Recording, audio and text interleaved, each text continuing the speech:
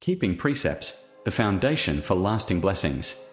Have you ever wondered why some people seem to live in abundance, surrounded by peace and joy, while others, despite doing good deeds, donating generously, or helping others, still face endless struggles, heartbreak, or even misfortune? It feels almost unfair, doesn't it? You see someone who constantly gives to charity, who seems outwardly generous, but their life behind the curtain is full of chaos, relationships breaking down, financial troubles that never seem to end, or health problems that come one after another. And on the other hand, there are those who live with integrity, maybe not always giving in flashy ways, but their lives seem to flow in a calm, steady rhythm. They radiate peace, and their blessings appear to stay with them for a long time. So what makes the difference? The Buddha gave us a very clear answer. Good deeds alone are not enough. To make blessings last, we need something more fundamental, a foundation that holds everything together. That foundation is keeping the precepts. Think of blessings like water being poured into a jar. Every act of kindness, every moment of generosity, every good thought adds water to the jar. But if the jar is cracked, if it has holes, the water won't stay. It leaks out, no matter how much you pour in. Keeping the precepts is like sealing that jar. It's like building a strong container so that whatever blessings you create can actually stay with you, nourish you, and continue into the future. And what are these precepts? They are not abstract rules to restrict our freedom. They are, in fact, gentle guidelines to protect our own well-being and the well-being of others. Not killing, not stealing, not harming relationships through infidelity, not lying, not losing ourselves in intoxication. Each one is a way of protecting both ourselves and those around us. But let's pause here and reflect. Have you ever had a moment when you did something good? You helped someone, you gave money, you supported a cause, but later you felt like that goodness didn't last? Maybe your mind was restless, maybe other parts of your life were in turmoil, and you wondered, why isn't this good karma bringing me peace? That's because blessings don't just depend on giving. They depend on how well we guard the mind, the body, and our actions. Imagine trying to plant seeds in a field. If the soil is dry and cracked, no matter how many seeds you scatter, they won't take root. Keeping the precepts is like preparing the soil, making sure it's fertile, moist, and ready to receive the seeds. Only then can they grow into something lasting. Let me share a simple analogy from daily life. Think about your finances. Suppose you work hard, earn a good salary, but you spend recklessly, fall into debt, or constantly waste money. It doesn't matter how much you earn, you'll never feel stable. On the other hand, if you are mindful, disciplined, and careful, even a modest income can become the foundation for stability and security. Blessings work the same way. Without the discipline of precepts, our good deeds are like money flowing through open hands. With precepts, even small acts of goodness multiply and stay. And here's another perspective. Keeping precepts doesn't just protect blessings, it protects our peace of mind. When we refrain from harming, stealing, lying, or losing control, our heart feels lighter. We don't carry the burden of guilt, regret, or fear of consequences. That lightness is itself a form of blessing. It creates the space for joy to stay and for suffering to leave. The Buddha didn't teach precepts to make our lives smaller. He taught them to make our lives bigger, to give us the foundation for happiness that can last, not just for a moment, but for a lifetime, and even beyond. So today, as we begin this journey, let's explore together why keeping precepts is not just a moral duty but the very root of enduring blessings. Because generosity without precepts is like building a beautiful house on sand. It may look impressive, but it cannot withstand the winds of life. With precepts, your blessings have a foundation. They don't wash away. They stay, they grow, and they shine through your life in ways you can see and in ways far beyond what you can imagine. And that is what we are going to uncover in this series. Why keeping precepts is the true foundation for blessings that last, not just today, but for the long journey of our lives. Closing message for this part. So the next time you do something good, ask yourself, is my jar strong enough to hold the blessings I'm creating? Or am I letting them leak away through small cracks in my actions, words, or choices? Stay with me, because in the coming parts, we will explore each precept one by one, not as old religious rules, but as living principles that can transform your daily life, protect your happiness, and make your blessings unshakable. The Merchant's Story. Keeping Precepts, the foundation for lasting blessings. Have you ever heard of a man who was known far and wide for his generosity? A man who gave endlessly to charity, who built temples, who sponsored schools, who seemed, in the eyes of society, to be a shining example of goodness. And yet, when he reached the end of his life, his family fell apart. His children fought bitterly over inheritance. His wealth vanished in lawsuits and quarrels. The peace he tried so hard to create outside never truly entered his home. This isn't just a story from ancient times. It's a reflection of something many of us still see today. Maybe you've known people like this. They give publicly, their names are on donation plaques, their generosity is praised in newspapers. But privately, their marriages are crumbling, their children feel neglected, or their hearts are restless and unhappy. Why does this happen? Isn't generosity supposed to bring blessings? Why would someone who gives so much still suffer? The answer lies in a simple but profound truth. Blessings cannot survive without integrity. Generosity is powerful, but without precepts, it's like pouring clean water into a cracked jar. No matter how much you pour in, it will leak out. Let's go back to the story of the wealthy merchant. He gave often. He sponsored community feasts, he supported the poor, and he even financed the building of a hospital. People admired him. But beneath that layer of good deeds, his daily life told another story. He loved wine and often drank until he lost control. He sought pleasures outside his marriage, leaving wounds in his family. And when business got tough, he was not above lying, twisting the truth to protect his image or to gain a little advantage. On the surface, he was planting seeds of blessings. But every night, he was also tearing holes in the very soil where those seeds could grow. His acts of giving created good karma, yes, but his actions that violated the precepts created cracks that drained those blessings away. Think about it. What good is it to feed the hungry if, in the same breath, you harm others through dishonesty? What good is it to build a school if your own children grow up resentful because of betrayal and neglect? The universe is not blind. Our hearts are not blind. Every action carries weight, and blessings don't just come from the quantity of our giving, but from the quality of our living. This is why the Buddha taught that precepts are the foundation. He wasn't trying to limit joy or restrict freedom. He was showing us how to protect what we already create. He was showing us how not to waste our goodness. Imagine your life as a beautiful garden. Acts of kindness are seeds you plant.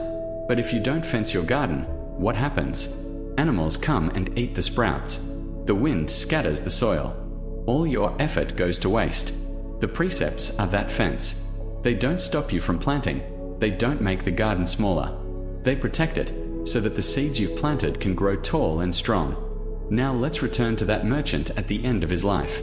His wealth was vast, but his inner wealth, peace, harmony, trust, was gone. His children fought not just over money, but over years of hurt and broken trust. His wife, long betrayed, had closed her heart. His body, worn down by indulgence, could not carry him peacefully into old age. He had blessings, but they slipped through his fingers because the vessel of his life was cracked. Isn't this a lesson we see repeated in so many ways? Think about celebrities who donate millions but are caught in scandals of dishonesty, abuse, or addiction. Think about leaders who give with one hand but exploit with the other. Their blessings rise like fire, bright for a moment, but then collapse into ashes. So, the question we must ask ourselves is, what about us? We may not be merchants with great wealth, but we all give in our own ways. Maybe we give time to our family, money to causes we believe in, or kindness to friends. But do we also protect those gifts by living in a way that is clean, honest, and mindful? Or are we leaking blessings without realizing it? Have you ever donated to charity, but then gone home and spoken harshly to your partner? Have you ever helped a friend, but then lied about something small because it was convenient? We've all been there. None of us are perfect, but these small cracks matter. They shape the strength of our vessel. This is where the teaching becomes very practical. The precepts aren't abstract or outdated, they are deeply relevant. Not killing means cultivating compassion, even in small acts, like choosing patience over anger. Not stealing means respecting the trust others place in us, not just with money, but with time, with promises, with their hearts. Not engaging in sexual misconduct means protecting love and trust in our closest relationships. Not lying means letting our words carry truth and building bonds that last. And not intoxicating ourselves means keeping clarity, so we don't harm ourselves or others in moments of blindness. These are not rules from another world. They are the quiet laws that keep blessings in place. The merchant story is not meant to scare us. It's meant to awaken us. It's a reminder that what looks strong from the outside may not last if the foundation is weak. It's a mirror for each of us to ask, where are the cracks in my jar? Where am I losing the blessings I'm already creating? And here's something even deeper. Keeping precepts is not about perfection, it's about direction. The merchant never asked himself those questions until it was too late. But we still can. Every moment we choose honesty over deceit, compassion over harm, clarity over intoxication, we are sealing the cracks. We are keeping the water of blessings in place. When I look back at my own life, I see moments where I tried to do good, but because I wasn't living with enough mindfulness, the results didn't stay. I would help someone, but then feel restless because my own habits, whether anger, carelessness, or dishonesty, pulled me down again. It was only when I started to pay attention to my daily choices, when I began to see the precepts not as restrictions but as a gift of protection, that blessings began to feel steady, not fleeting. And perhaps you've felt that too.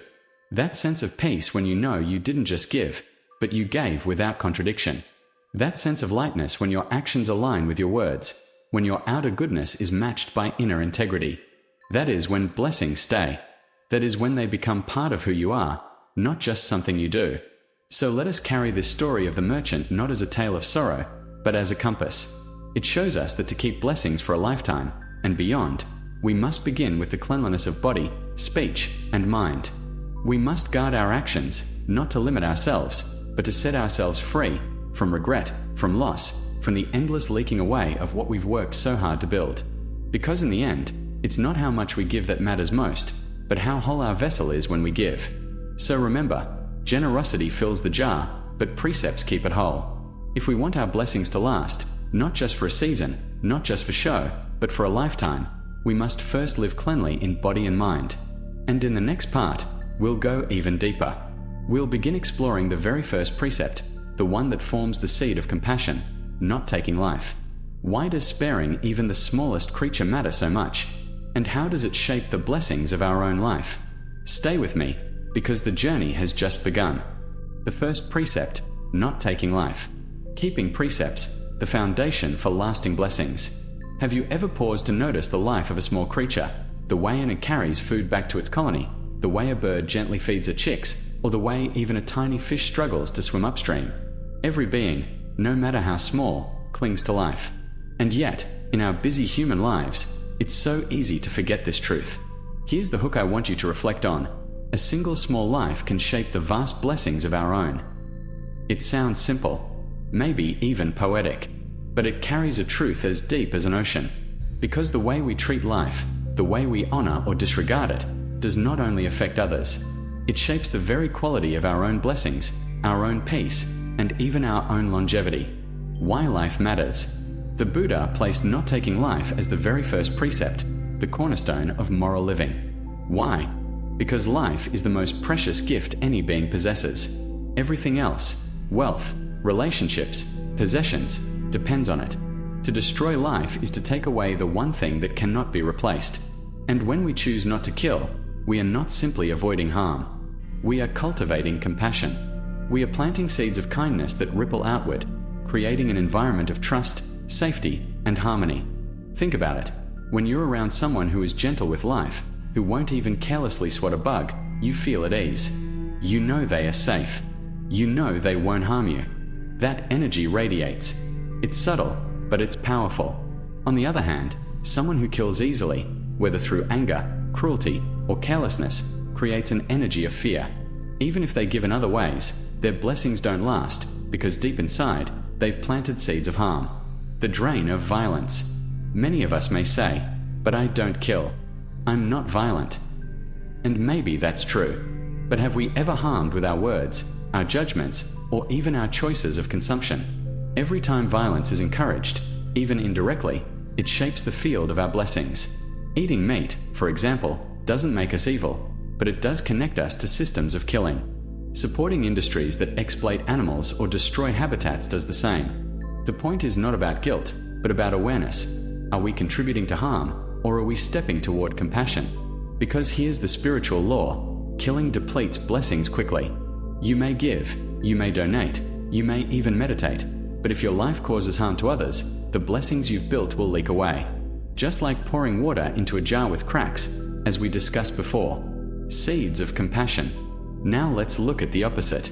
What happens when you protect life, even in small ways? I once heard the story of a farmer who decided to stop killing insects in his fields. Instead of using chemicals, he began to plant in harmony with the seasons, attracting birds that naturally balanced the ecosystem. At first, people thought he was foolish, but over time, his crops flourished. He grew healthier himself, and his farm became known as a sanctuary. Whether or not you believe in karma, his blessings were visible. He chose compassion, and life responded with abundance. Have you ever saved a small creature, like moving a spider outside instead of crushing it? Do you remember the feeling? That tiny act can warm your heart for the whole day. Why? Because deep down, our nature resonates with compassion. Protecting life brings peace to the protector. When we cultivate this habit, we don't just protect others. We create an inner environment of kindness that attracts safety, health, and longevity into our own lives. The hidden impact on longevity. Here's something many traditions agree upon. Killing shortens life, while protecting life extends it. Think about it. A mind that delights in harming others carries tension, fear, and anger. Those emotions are toxic to the body. They drain vitality and wear us down. On the other hand, a mind rooted in compassion brings relaxation, joy, and resilience. It creates the conditions for a longer, healthier life. Modern science even supports this. Studies show that people who practice compassion, who live with kindness and empathy, often live longer, healthier lives. Their immune systems are stronger, their hearts calmer, and their stress lower. The Buddha didn't need laboratories to know this truth. He saw it directly in the fabric of reality, a mirror for our lives. So let me ask you, how do you relate to life around you? Do you see animals as just resources, or as beings with their own longing to live? Do you step on insects without thought, or do you pause to move them aside? It may seem small, but these choices ripple into the very energy of your life. And beyond animals, what about people? Do we kill with words, with harsh judgments, with unforgiving attitudes? The precept of not taking life extends beyond the physical. It invites us to nurture, not to destroy, to protect, not to diminish. A personal reflection. I remember a time when I caught myself about to crush a small ant on my desk. It was so automatic. I wasn't even angry, just careless. But then something stopped me. I thought, this little being is working so hard to live. It has a home. It has a purpose. I gently carried it outside. And you know what? That simple act left me smiling for hours. It was nothing, really. But it reminded me, life is sacred, everywhere. And each time I honor it, I strengthen the vessel of my own blessings. Why this precept comes first? The Buddha was wise to place this as the first precept, because without respect for life, all other virtues collapse. You cannot build lasting peace if you harm the very fabric of life itself. Not killing doesn't just mean avoiding obvious violence. It means choosing compassion as the ground for everything else. If you want blessings that endure, begin here. Choose life. Protect it. Honor it. And watch how your own life transforms in return. So remember this. Keeping the precept of not taking life is planting the seed of peace and longevity. It's not about big dramatic acts. It's about the quiet choices we make every day. When we protect life, we protect our own. When we let compassion guide us, blessings flow naturally. And when we refrain from harm, we invite peace into our homes, our relationships, and even into the length of our days. And in the next part, we'll explore the second precept, not taking what is not given. Why does stealing, even in the smallest ways, cause blessings to vanish? And how can honesty and respect for others' property create wealth that actually stays with us? Stay with me, because the journey into the heart of lasting blessings is just beginning. The second precept, not stealing. Keeping precepts, the foundation for lasting blessings. Have you ever thought about this? Every coin, every dollar, every bit of wealth that isn't earned cleanly carries a hidden cost. And sometimes, that hidden cost is our own blessings disappearing without us even realizing it. It might sound dramatic, but let's pause here. Because in life, what really matters is not how much we get, but whether what we have can stay with us, whether it can actually bring peace instead of problems. Why this precept matters. The second precept the Buddha taught is simple. Do not take what is not given. At first, we might think, well, I'm not a thief. I don't rob banks. This doesn't apply to me. But if we look a little deeper, we see that this teaching isn't just about stealing in obvious ways. It's about how we relate to wealth, property, opportunities, even trust. To take what is not given doesn't always mean snatching something from someone's hand. It can mean taking advantage in business, cutting corners at work, manipulating contracts, or even borrowing something without permission and never returning it. Sometimes it shows up as downloading content illegally, sneaking benefits we don't deserve, or being dishonest with our taxes. In every form, it carries the same energy: greed, dishonesty, and disregard for fairness.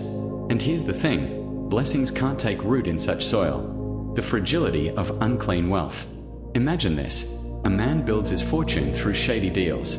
At first, it looks like success. He has the cars, the house, the status. People admire him. But over time, cracks begin to show. His children don't respect him. His business partners don't trust him. Laws catch up. Even his health declines from the stress of constantly covering lies. It's like building a castle on sand. No matter how impressive it looks, it won't last. Because wealth that comes through dishonesty carries with it a curse. It slips away as easily as it came. Sometimes through legal troubles. Sometimes through betrayal. Sometimes through endless anxiety. But the common thread is this: unclean wealth doesn't bring peace. It brings burden. The power of clean wealth. Now compare that with a person who earns honestly, who never cheats, who never takes what is not given. Maybe their growth is slower, less flashy, but their wealth is steady. Their sleep is peaceful. Their relationships are strong. And their wealth tends to multiply in ways that last, because it's built on trust, on blessings, on clean energy. Think about this. When your money is clean, you can spend it with joy. You can share it freely. You don't have to look over your shoulder. That kind of wealth, no matter the amount, is true wealth, because it comes with peace. A question for reflection. So let me ask you, in your own life, do you know where your money comes from? Do you feel at peace when you hold it, spend it, or share it? Or is there a part of you that sometimes wonders if shortcuts, gray areas, or hidden corners are silently draining your blessings? It's not about guilt, it's about awareness. Because every time we choose honesty over dishonesty, clean work over stolen gain, we seal the cracks in our jar of blessings. And that means what we earn can actually stay with us. A personal story. I remember once meeting a small shop owner.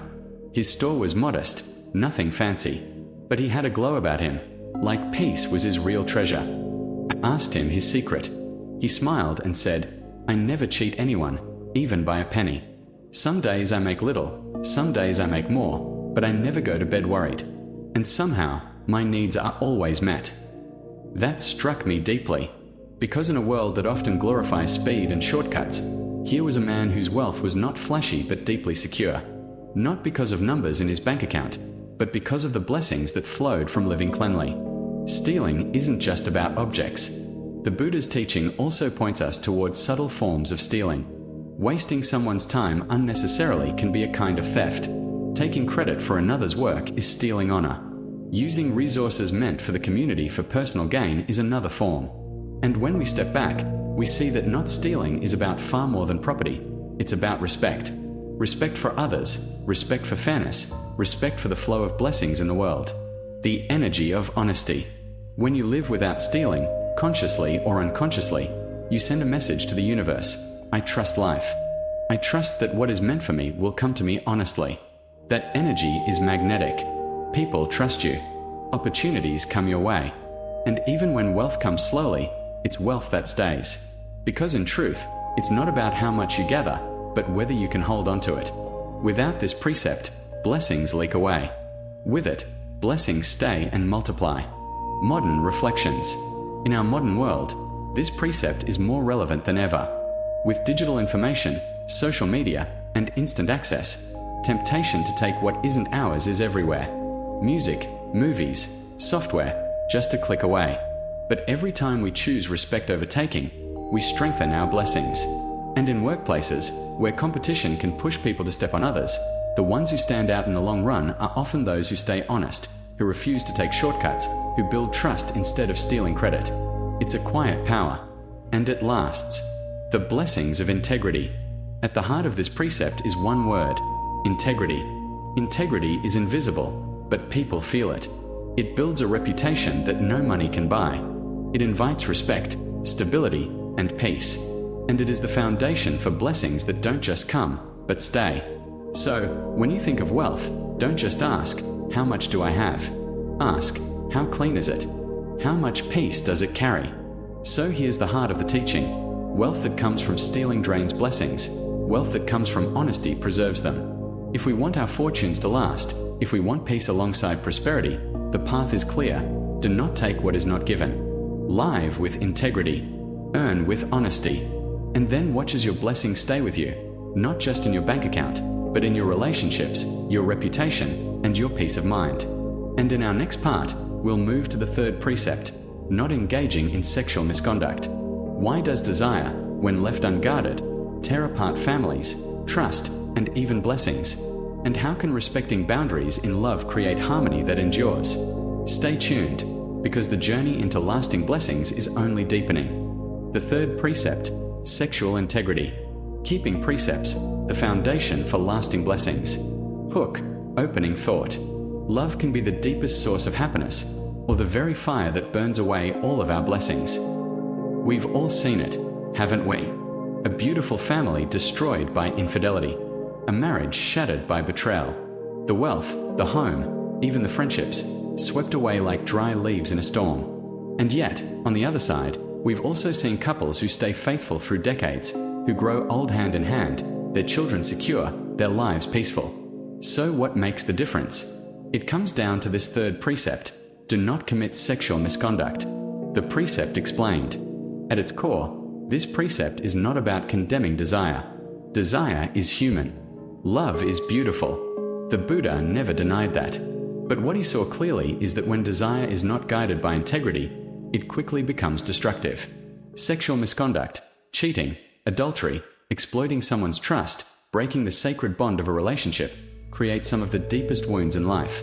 It doesn't just destroy trust between two people. It ripples out. Children suffer, friendships are torn apart, communities are shaken. And along with that, the blessings the person once carried, fortune, respect, happiness, begin to wither away. The fire of desire without integrity. Imagine this.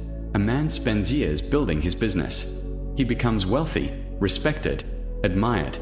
But secretly, he keeps another woman. At first, it feels thrilling, a hidden pleasure. But soon, whispers spread. His wife finds out. His children look at him with disappointment. His employees lose respect. His wealth becomes tangled in divorce settlements, legal battles, bitterness. In the end, the secret pleasure cost him not only his marriage, but his peace of mind, his dignity, and even his fortune. That's the nature of desire without integrity. It feels sweet for a moment, but it burns everything it touches. The beauty of faithfulness. Now let's look at the opposite picture. A couple, not perfect, with their ups and downs, arguments and struggles, like anyone else. But through it all, they stay faithful. They don't betray. They don't look for cheap thrills outside of their bond. Over the years, something extraordinary grows. A trust so deep that even silence feels safe. Children raised in that space feel secure, knowing love is steady. Friends admire them. Their reputation shines. And blessings, they stay. Wealth comes and stays. Peace remains. Because when sexual integrity is protected, the jar of blessings remains unbroken. A question for reflection. Let me ask you, which kind of wealth do you want? The kind that comes with excitement but ends in destruction? Or the kind that grows slowly, deeply, with roots of trust and loyalty? Our culture often glorifies passion, thrill, the forbidden. Movies and songs romanticize affairs, but rarely do they show the aftermath, the tears of children, the loneliness of broken trust, the blessings lost. The Buddha did. He saw clearly, sexual misconduct is one of the fastest ways to lose fortune, peace, and respect. A modern perspective. Some people say, times have changed. Marriage is old-fashioned. People should do what makes them happy. And yes, freedom is important. But freedom without responsibility isn't real freedom, it's chaos. Because here's the truth, we don't live in isolation. Our choices affect others. Sexual misconduct doesn't just make me happy. It hurts the one I promised to love. It destabilizes children who rely on my example. It poisons the very foundation of trust in society. So the question is not, can I do what I want? The question is, can I live in a way that keeps blessings flowing for myself and those around me? A personal reflection. I once spoke with an elderly woman who had been married for over 50 years. I asked her, "What's the secret?" She smiled softly and said, "We chose each other again and again, every single day. Not because it was always easy, but because we never betrayed the bond we made." Her eyes shone with a peace that no amount of money could buy. That, I realized, was real wealth. The wealth of a clean heart, of loyalty, of trust. The energy of integrity in love. When we honor this precept, something powerful happens. Our relationships become safe havens. Our partners trust us. Our children feel secure. Our friends respect us. Opportunities open. Because the energy of sexual integrity is magnetic, it draws blessings toward us. The world feels safe to give us more when we've proven we can protect what we already have.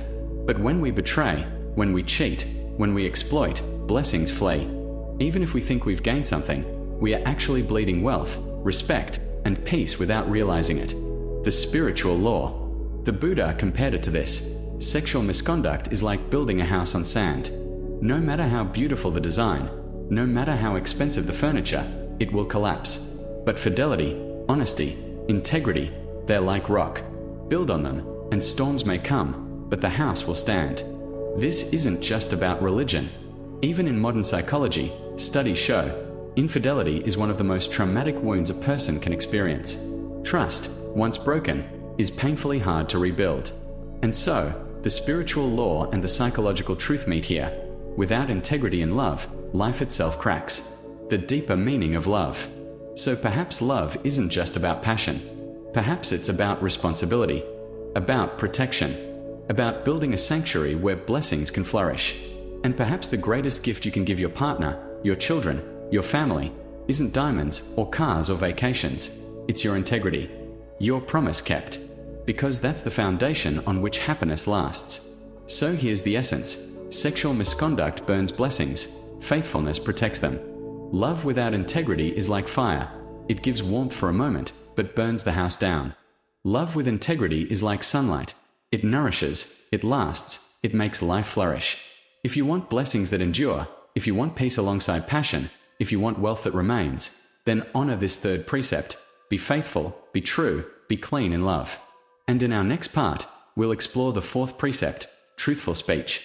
How words can either build blessings or destroy them, and why every lie weakens the foundation of our fortune. That's where we'll go next. The fourth precept, truthful speech. Keeping precepts, the foundation for lasting blessings. Hook, the power of words. They say a single word can build a bridge, but it can also burn down a lifetime of blessings. Think about it. How many friendships have been broken because of one careless sentence? How many families torn apart by lies? How many reputations destroyed by rumors? Our words are not just sounds. They are seeds. Every word we speak plants something, in someone's heart, in our own destiny. That's why the Buddha placed great emphasis on this fourth precept. Do not engage in false or harmful speech. The nature of words. Words are strange, aren't they? You can't touch them, can't hold them, but they can lift someone to the heavens or crush them to the ground. A kind word spoken at the right moment can heal a broken heart. A harsh lie can scar someone for life. So why does this matter for our blessings, for our fortune, for the life we are trying to build? Because blessings are carried on the wings of trust. And trust is built, or broken, by words. A story of broken trust. Let me share a story. There was once a man who became a respected leader in his community. People admired him for his generosity, his wisdom, his apparent kindness. But behind the scenes, he often twisted the truth to gain advantage. Small lies at first. Exaggerations, half-truths, convenient cover-ups. At first, no one noticed. But lies have a way of surfacing. One day, his deceit was exposed. The people who once respected him turned away. His friends grew distant. His fortune, his position, his influence, all collapsed like a house of cards. Why?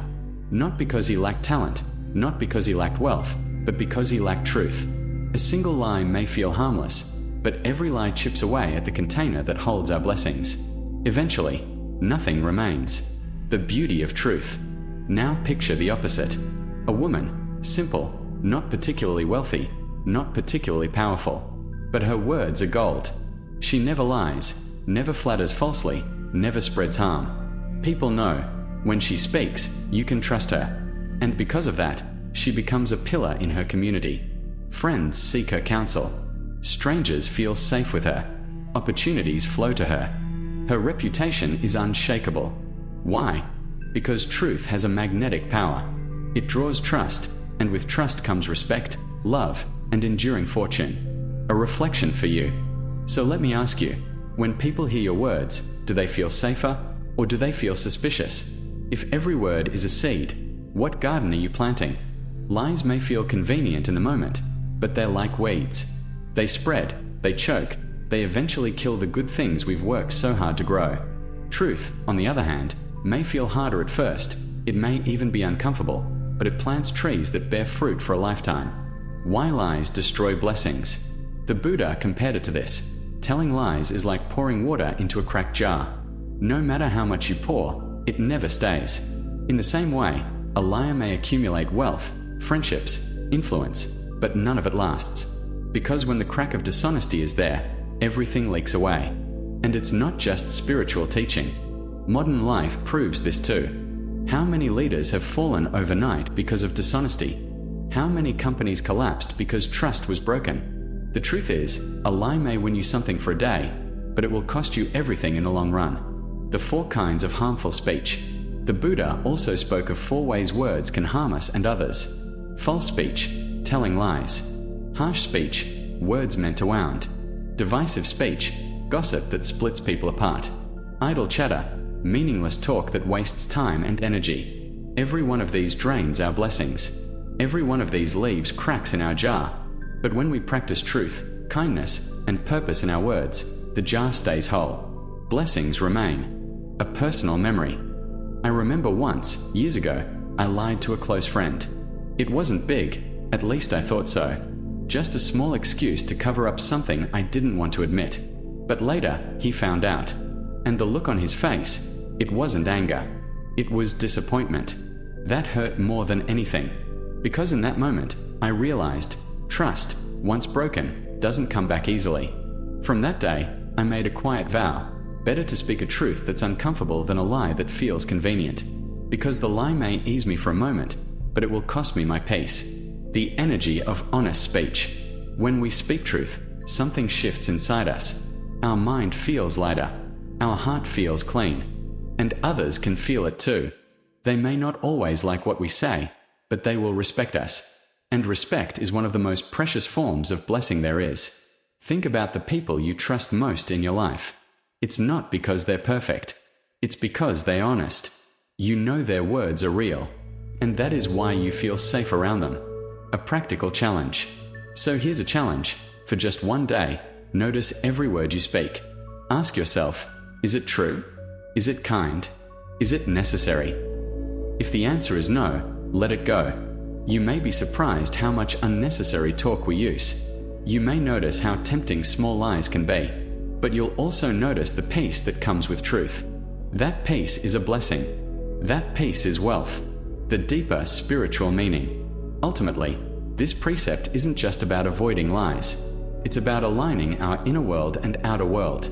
When our words match our heart, we are whole. When they don't, we live in conflict. With ourselves, with others, with life itself. Truthful speech heals that split. It makes us one.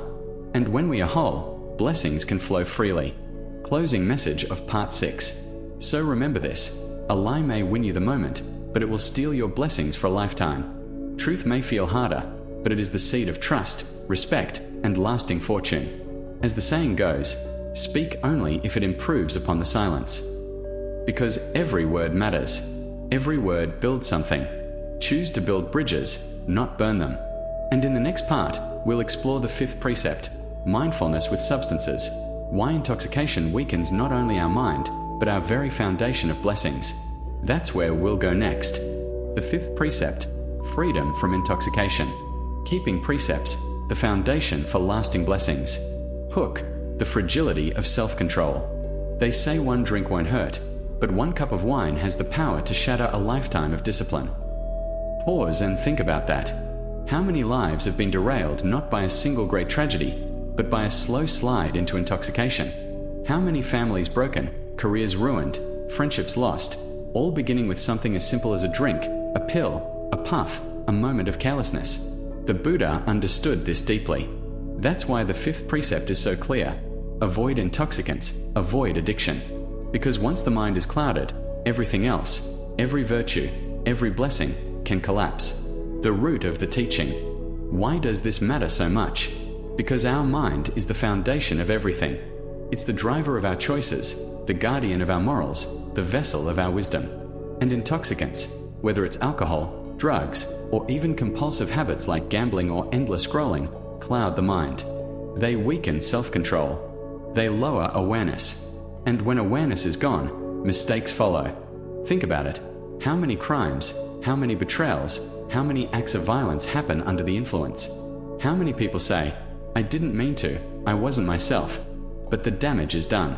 When we lose clarity, we open the door for every other precept to be broken. A story of collapse. There's an old story told in Buddhist tradition. A king once invited a monk to his palace. Curious, he asked, "Why is it so important to avoid even a little alcohol? Surely, a small sip can't be harmful." The monk replied with a challenge. Imagine a man forced to break one of 5 precepts: to kill, to steal, to commit adultery, to lie, or to drink alcohol. Which one should he choose? The king thought, well, drinking alcohol seems the least harmful. But the monk shook his head. If he drinks, his mind will be clouded. And in that state, he may easily commit all the others. He may lie, steal, even kill. The cup seems small, but it opens the floodgate. The king understood. Modern parallels. We don't have to look far. Modern society is full of stories like this. The executive who ruined his career at a company party because he couldn't stop after just one drink.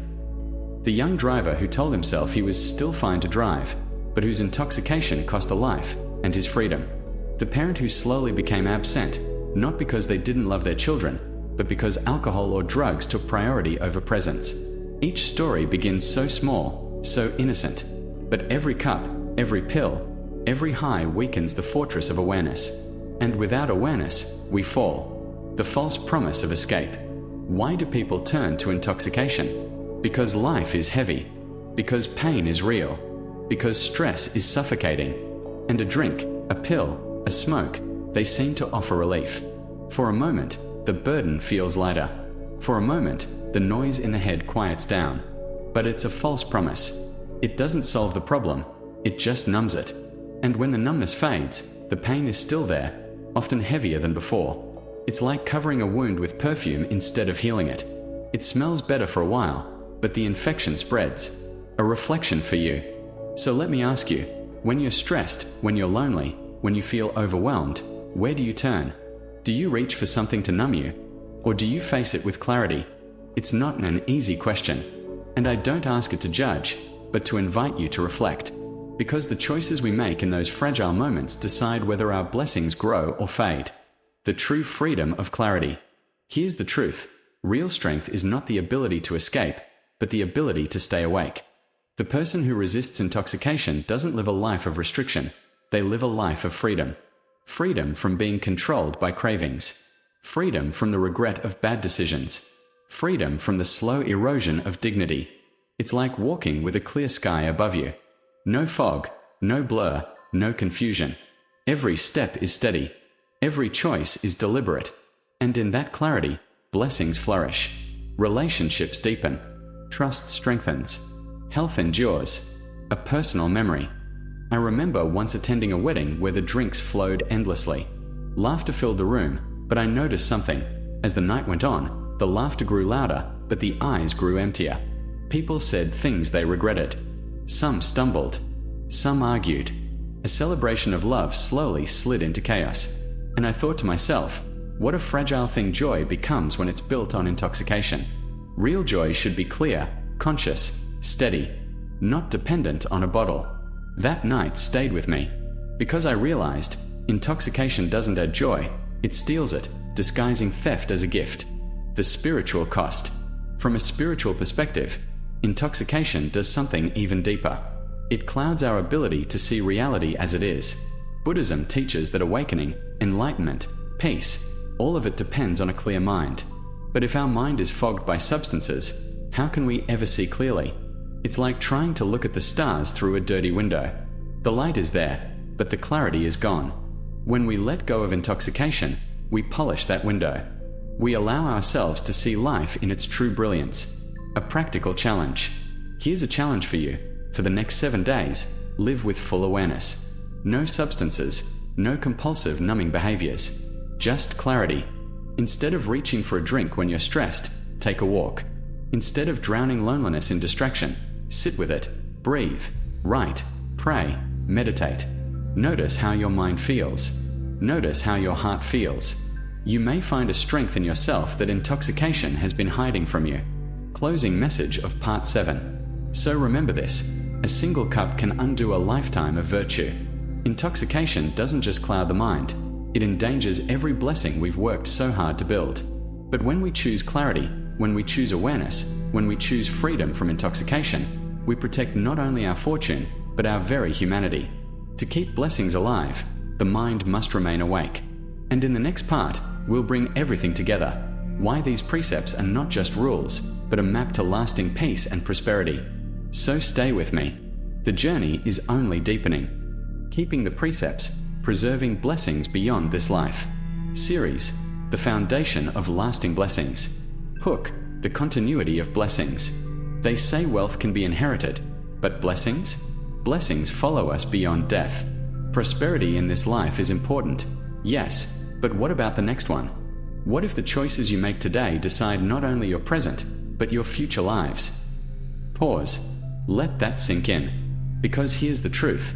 Virtue never dies. The good seeds we plant through living with integrity, through keeping the precepts, don't just bring joy now. They become capital we carry into our next existence. The deeper perspective.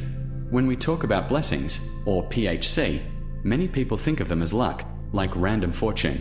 But in Buddhist thought, blessings are not random at all. They are the direct result of our actions, of the seeds we plant in our mind. Every time we refrain from harming, stealing, lying, betraying, or clouding our mind, we're not just protecting our peace in the moment, we are depositing goodness into what Buddhists call the storehouse consciousness. Think of it like a spiritual savings account. Every good action is a deposit. Every harmful action is a withdrawal. And the account doesn't close when this life ends. It carries forward. A story to illustrate. There's an old parable. A wealthy merchant once told a monk, "I have built a fortune so large that my children and grandchildren will never be poor. I've secured their future." The monk smiled and asked, "And what about your own future?" The merchant was confused. "What do you mean?" The monk explained, "Wealth can only be inherited by those who remain in this world. But you, when you die, will take nothing with you. The only inheritance you carry forward is your virtue, your conduct, your precepts. That is your true treasure." The merchant was silent. For the first time, he realized he had prepared everything for his descendants, but nothing for himself. Modern reflection. And that story feels just as relevant today, doesn't it? Think about how much effort we spend on securing our future. 401k plans, insurance, property investments, building careers. And of course, those are necessary. But how often do we think about the future beyond this lifetime? We plan for retirement. But do we plan for rebirth? Even if you don't fully believe in reincarnation, ask yourself this. What if the qualities of your heart, the kindness, the clarity, the integrity you cultivate, outlive your body? Wouldn't they shape the world you enter next? The psychology of seeds. Let's look at it from another angle. Every time you practice honesty, compassion, restraint, you are wiring your mind. Neuroscience calls it neuroplasticity. The brain strengthens the pathways you use most. So if you constantly practice patience, patience becomes natural. If you constantly practice greed or dishonesty, that becomes natural too. And when this body ends, those deep imprints, those habits of heart and mind, carry forward like momentum. That's what the Buddha meant by karma. So whether you frame it as spiritual rebirth or psychological conditioning, the principle is the same. Our choices outlast us. An example close to home. Maybe you've met people who seem to be born lucky, born into loving families, blessed with talent, charisma, opportunities, and others who are born into hardship, with endless struggles. From a Buddhist lens, this isn't random. It's the fruit of seeds planted long before. The blessings of past virtue ripen into favorable conditions. And in the same way, what we do now shapes the conditions of tomorrow. If not tomorrow in this life, then tomorrow in the life to come. The danger of neglect. Now here's the danger. Many of us live as if only this life matters. We chase wealth, pleasure, power. We cut corners, tell lies, betray trust, exploit others, thinking, I'll enjoy now, consequences can wait. But consequences never disappear. They wait for us. Just as planting poison seeds ensures poison fruit, planting harmful actions ensures future suffering. It may not show up immediately. You might still succeed, still look happy. But underneath, the debt is accumulating. And one day, this life ends, and the debt must be paid. A personal angle. I remember visiting a hospice once, sitting with people at the end of their lives. Do you know what struck me most? It wasn't the wealth they had, or the careers they built, or the possessions they owned. None of that mattered in that room. What mattered, what stayed in their eyes, was whether they lived with peace or regret, whether they harmed or healed, whether they left behind bitterness or love. And I thought, this is the truest proof. Blessings are not measured in bank accounts, but in the state of your heart as you leave this world. What true wealth is. So let me ask you, what are you saving for? Are you only saving for the last 20 years of this life? Or are you also saving for the next 200? The Buddha taught that the true wealth is not gold or silver, but virtue. Virtue cannot be stolen. Virtue cannot be lost in a market crash. Virtue never dies. It only follows you, life after life, like a faithful companion. When you keep the precepts, you are building this wealth. Quietly, steadily, lastingly. A practical reflection. So how do we live this teaching? It doesn't mean we abandon our jobs or ignore our responsibilities. It simply means, as we earn, let us earn clean. As we love, let us love faithfully. As we speak, let us speak truth. As we act, let us act with clarity. Because every choice is both for now and for later. Next time you're tempted to compromise your values for a short-term gain, ask yourself, am I trading eternal wealth for temporary pleasure? That question alone can shift your life. Closing message of Part 8. So remember this, blessings are not just for today. They follow us beyond this life. Keeping the precepts is not about blind obedience. It's about securing the truest inheritance, the only treasure that lasts. Happiness built on wealth fades. Happiness built on health fades. But happiness built on virtue, that endures. Because in the end, heaven and earth may change, but the fragrance of virtue never dies. And in the next and final part of this journey, we'll bring it all together. Why keeping precepts is not about restriction, but about freedom, dignity, and the deepest kind of joy. So stay with me. The story is not finished yet. Precepts and Meditation, the Gateway to Wisdom. Series, the foundation of lasting blessings. Hook, the hidden connection. Have you ever wondered why some people can sit in meditation and instantly feel calm, while others close their eyes and are immediately restless? Here's a secret. It's not about the technique. It's not about the cushion, the incense, or even the length of time. It's about the life you live before you sit down. Because only a mind that lives clean can rest clean. That's why those who keep the precepts, who live with honesty, restraint, and integrity, find it so much easier to settle into meditation. Their heart isn't cluttered with regret, guilt, or unfinished lies. Their conscience is clear, and a clear conscience is the softest pillow. The root of inner restlessness. Think about it. Why is it so hard for us to sit still? Not just in meditation, but even in daily life? Why do we reach for the phone every few minutes, binge on distractions, drown ourselves in noise? Deep down, it's because the mind is carrying too much.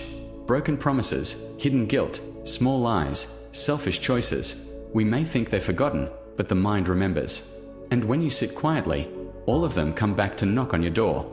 That's why meditation can feel unbearable, because silence holds up a mirror. But when you keep the precepts, when you live with honesty, kindness, and restraint, that mirror is not frightening. You can sit down, breathe, and the mind feels light, open, and naturally still. A story, The Monk and the Pillow. There's a simple story about a monk. A traveler once asked him, "What is the secret of meditation? How can I find peace when I sit?" The monk smiled and said, "My secret is this: I sleep on a pillow without thorns." The traveler was puzzled. "What do you mean?" The monk explained, "When you live with lies, betrayals, and harm, your conscience becomes full of thorns. The moment you close your eyes, they prick you. But if you keep your conduct clean, the pillow is soft, the mind is free, and meditation is simply resting on that softness." The psychology of purity. Even outside of Buddhism, psychology has shown this truth. Studies show that guilt and cognitive dissonance, living out of alignment with your values, creates stress, anxiety, even physical illness. A restless conscience makes it nearly impossible to focus deeply. That's why keeping the precepts is not just about morality, it's about mental hygiene. It clears the mind of inner conflict. It allows meditation to blossom naturally. Think of it this way: meditation is like looking into a pond. If your daily actions are muddy, if you lie, cheat, harm, intoxicate, then every time you sit down, the water is already disturbed. But if you live clean, the water is clear. The reflection comes easily. Modern illustration. Have you ever noticed how kids sleep? When a child has nothing to hide, nothing to regret, they fall asleep instantly. No tossing, no turning. But adults, we replay conversations, regret mistakes, fear tomorrow. Meditation is the same. Keeping the precepts is like returning to that childlike innocence, a mind free of baggage. So when people say, "I can't meditate, my mind is too noisy," the real question is, how are you living outside of meditation? Because meditation doesn't start when you sit down. It starts with how you live your life. Precepts, concentration, wisdom. The Buddha explained it beautifully. Precepts lead to concentration, and concentration leads to wisdom. Without precepts, meditation is shaky. Without meditation, wisdom cannot arise. It's like building a house. Precepts are the foundation, meditation is the structure, wisdom is the light inside. When the foundation is weak, no matter how beautiful the structure, it collapses. But when the foundation is strong, the house stands firm, and light can shine through. A personal reflection. I'll share something personal. Years ago, I tried a silent meditation retreat. The first few days were torture. My body was still, but my mind was racing. Every regret, every mistake I had made seemed to echo louder in the silence. It wasn't until later that I realized the real work of meditation had to start before I even arrived. The lies I told myself, the promises I didn't keep, the selfishness I ignored, those were the chains keeping me restless. And slowly, as I practiced living more honestly, being more mindful in speech and action, something shifted. Sitting became easier. The silence no longer accused me, it embraced me. That's when I understood, precepts are not restrictions. They are freedom. Freedom from inner conflict. Freedom from the weight of guilt. Why this matters today. In today's world, we are obsessed with hacks, productivity hacks, mindfulness hacks, meditation apps. And they help, yes. But they are like trying to calm a storm by smoothing the waves on the surface. The real solution is deeper. Don't stir the water in the first place. Don't live in a way that creates constant regret, dishonesty, and inner noise. Because the mind you bring into meditation is the same mind you carry throughout the day. You can't cheat yourself. So if you want true focus, lasting calm, and genuine insight, start with how you live. Start with keeping the precepts. Practical application. So what does this look like in real life? When you choose not to lie in a tough situation, you sleep better that night. When you choose not to cheat someone, your meditation feels lighter. When you choose not to intoxicate your mind, your awareness sharpens naturally. It's not about perfection, it's about direction. Every small act of integrity is a step toward a mind that can rest easily, a mind that can open to wisdom. Closing insight, the gateway to wisdom. So remember this, precepts are not separate from meditation, they are the doorway into it. Without precepts, meditation is struggle. With precepts, meditation is grace. And when the mind is still, wisdom dawns naturally. You don't have to force it. You don't have to chase it. The truth reveals itself in the quiet. So if you've been struggling to meditate, don't just adjust your posture. Adjust your life. Align your actions with your conscience. That is the soft pillow. That is the clear pond. That is the beginning of true meditation. Because in the end, precepts are not chains, they are wings. They don't restrict you, they carry you. First into stillness, and then into wisdom. And in our final chapter, we'll bring it all together. Why keeping the precepts is the greatest gift not just for yourself, but for everyone whose life you touch. Stay with me. The journey is almost complete.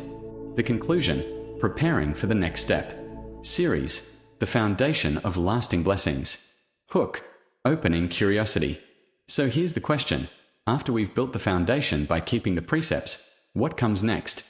What is the secret that makes blessings not only stay with us, but actually grow, expand, and shine brighter as time goes on? If precepts are the soil, what is the seed that grows into the great tree of wisdom and joy? Stay with me, because the journey isn't ending here. In fact, this is only the beginning. The foundation we've built together. Over the past 9 chapters, we've walked step by step through the meaning of precepts.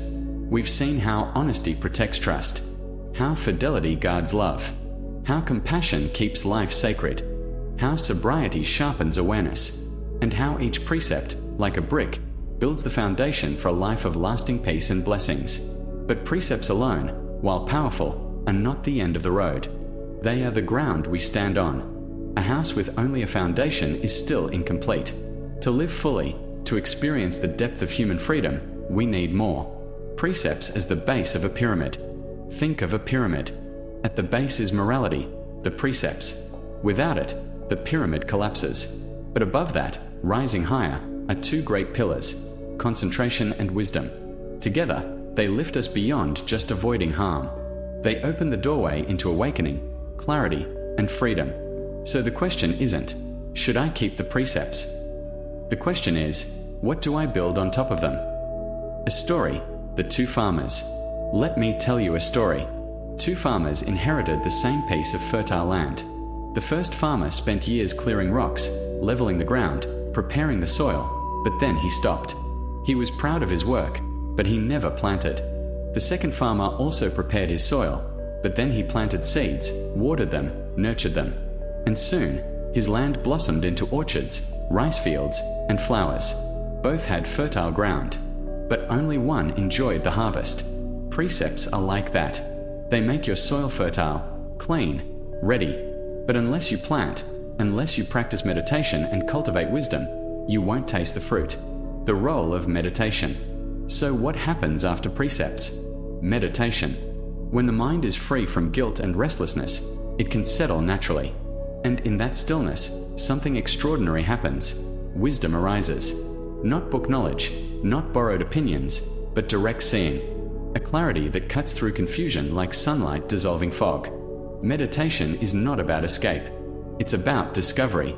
It reveals the patterns of craving, fear, and illusion that shape our lives, and gives us the freedom to step beyond them. Why this matters in everyday life. Now, maybe you're thinking, but I'm not a monk. I have a job, a family, responsibilities. How does this matter to me? The truth is, meditation and wisdom are not just for monks in caves. They are for parents trying to raise children with patience, for leaders trying to guide with integrity, for anyone who wakes up at 3 a.m. worrying about the future. Precepts make life clean. Meditation makes life calm. Wisdom makes life clear. And who among us doesn't long for clarity? To see things as they really are, to stop being tricked by the endless illusions of fear and desire? Personal reflection, from restraint to freedom. I remember when I first started keeping the precepts seriously. At first, it felt like restraint, like I was giving things up. But over time, something shifted. The restraint became freedom. No lies meant no fear of being exposed. No betrayals meant deeper, more lasting love. No intoxication meant a sharper, clearer mind. And that freedom prepared me for meditation. When I sat down, the mind no longer accused me. The silence no longer felt threatening. Instead, it became a doorway into something vast, calm, luminous. That's when I realized the precepts are not the goal. They are the key. And meditation is the door they unlock, the question that opens the next chapter. So here we are, at the end of this series, but also at the threshold of something even greater. We've built the foundation. Now the question is, what's next? If precepts are the ground, meditation is the flight. If precepts are the seed, meditation is the tree. If precepts are the candle, meditation is the flame. So, how do we meditate? How does meditation lead to wisdom? And how does that wisdom expand our blessings beyond measure? Closing message: the invitation forward. So remember this: keeping the precepts makes blessings stable, but meditation and wisdom make blessings grow. It's like building a house. You've laid the foundation, strong and unshakable. Now it's time to raise the pillars, to let the light in, to create a space where wisdom can live. In the next video, we'll explore exactly that. Meditation, the doorway into wisdom and infinite blessings. That's where the journey truly opens up. So stay with me, because what comes next may just change the way you see everything.